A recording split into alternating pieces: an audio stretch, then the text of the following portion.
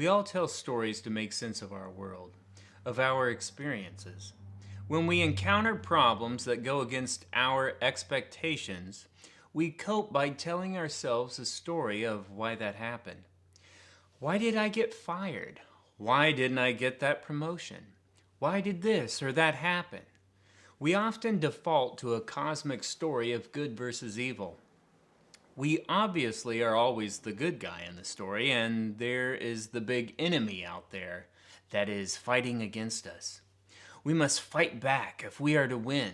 While this story is attractive to us and makes life easier to explain, it doesn't mean it's the truth. I'm Nathan Collins, bringing you the truth of Christ in a post-truth culture.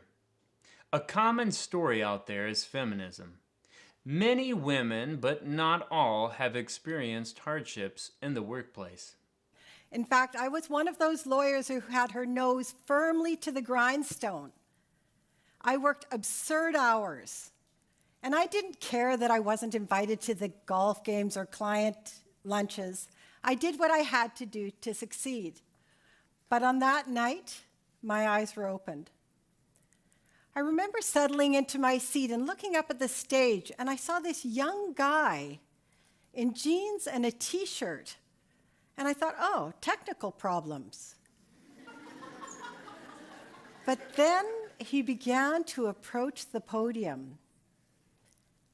And this was his first slide, the 7 fatal mistakes that women make. And this young man, for the next 45 minutes, told all of these women and me in the room precisely what we were doing wrong. You don't have to harass a woman to limit her career. The messages women send me aren't about being harassed. They're being tolerated in the workplace, but they're not being valued. I don't know anyone who's ever said, you know what I love about my employer? They just tolerate me so well. I feel so tolerated. These experiences frustrated these women and their expectations of how things should be. They tried to explain these frustrations with a single explanation for everything: the veiled specter of gender bias. We don't see women as surgeons. And implicit bias is the main cause of the gender gap today. It doesn't look like education or skills or business acumen are the problem. We're already empowered, enough to make an impact on the businesses that are ready. These approaches fail to address the key systemic problem: unconscious bias. Thank you. There is an implicit assumption among many people that there should be solutions to all problems. However, in reality, in a fallen world, there are no solutions in a fallen world, only trade-offs.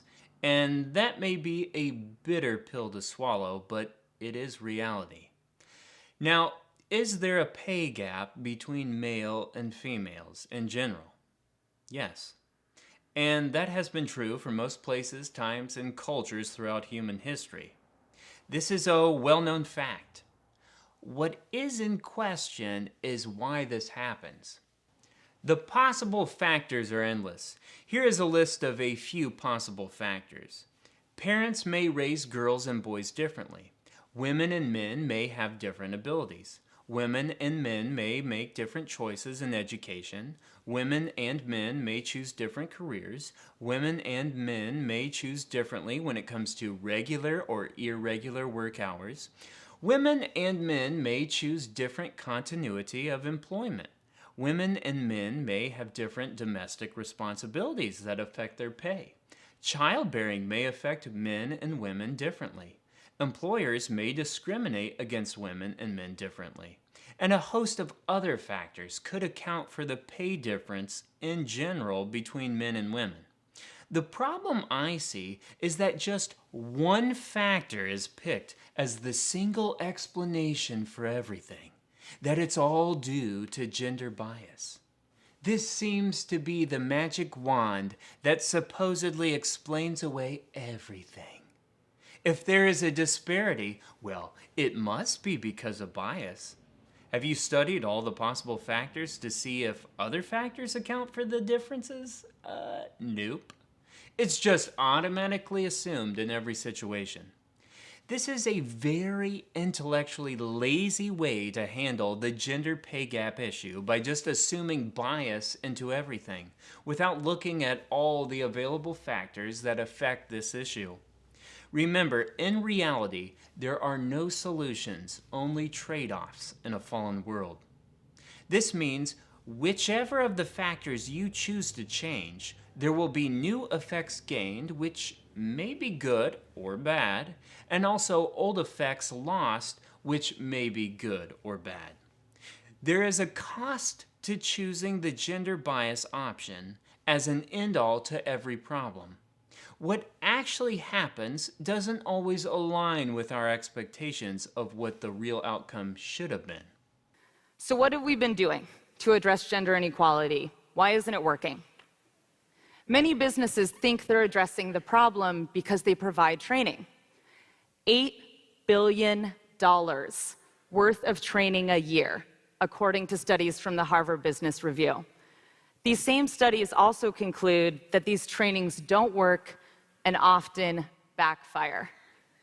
Research tracking the hiring and promotion practices of 830 companies over the course of 30 years found that white men who are asked to go to diversity trainings tend to rebel by hiring and promoting fewer women and fewer minorities. To break the inertia, we need to take a step beyond Me Too, beyond just being tolerated as women.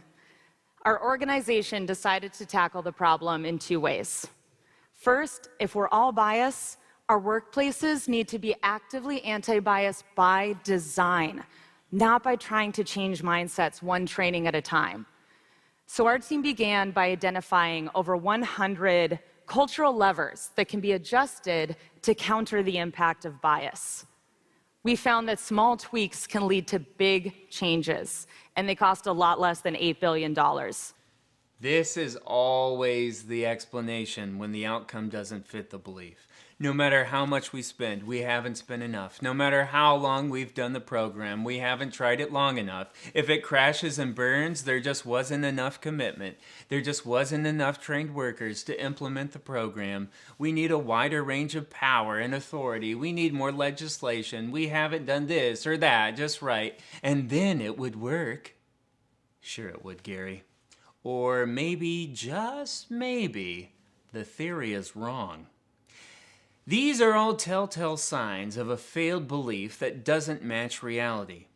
Another big question with gender bias being used as the single go-to factor is, where is the proof that once addressed, it will change things?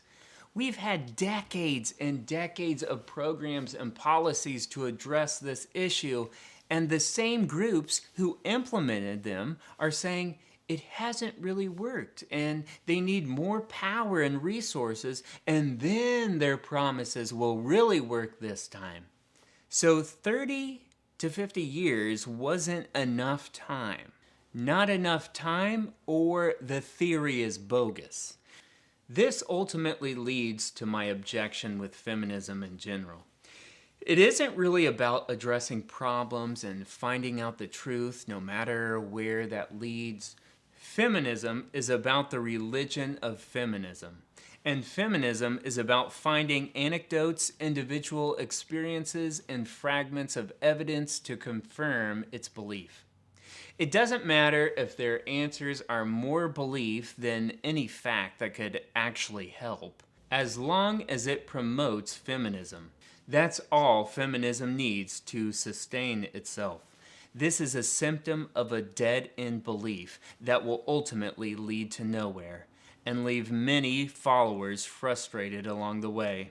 Gender bias as the single explanation for the pay gap has been overwhelmingly disproven empirically by countless studies for decades. It isn't for lack of evidence and proof. Gender bias as the end-all factor is just simply a more attractive story to people. If you say it loud enough, long enough, that's what people will only hear and thus believe. As Christians, we need to not just listen to what sounds best to us, but we need to dig, no matter how good something sounds, to get to the truth. Because the truth is what's important to us. It's important to Christ. As Christians, we need to stay away from false beliefs and focus on the truth. The New Testament and Jesus demonstrate the equality of men and women. The Apostle Paul, for example, in Philippians 4, verses 2 through 3, singles out two women.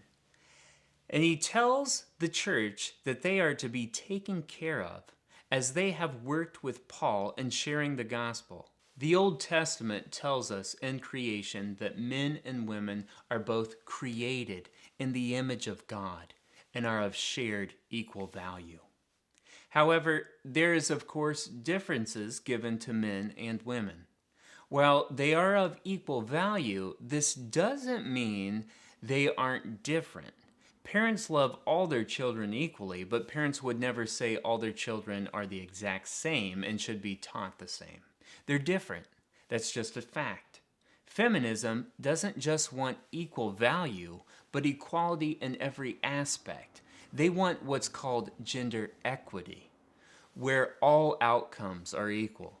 This, of course, isn't biblical, as men and women are not addressed the same in the Bible, but are treated differently. Reality also confirms this fact. Women and men are different, and this results in all kinds of differences, from how medication affects the sexes to the ability to become pregnant and give birth to babies. Sometimes these differences have a side effect, like a general difference in pay overall than men. Are we then going to believe that the universe has a gender bias? No, of course not. And another thing, the fact that in general there is a pay difference between women and men is no predictor in an actual case-by-case situation, as I of course know many families where the wife makes more to much more than the husband, and that's including myself. Feminism is ultimately doomed to fail because, unlike the Bible, it is blind to these facts of reality, that men and women are different. And it is out of our control to change that. This, in turn, will always result in side effects that are out of our control. The only thing we can control is treating men and women as equal in value, as the Bible commands. Once again, the Bible shows us the truth, where the world tries to create an artificial truth, which in the end falls apart and reveals itself as being no truth at all. Well, that's all for this episode, but if you like this episode, go ahead and subscribe and check out our other episodes as we address different issues in our world and bring you the truth of Christ in a post-truth culture. Grace and peace, brothers and sisters.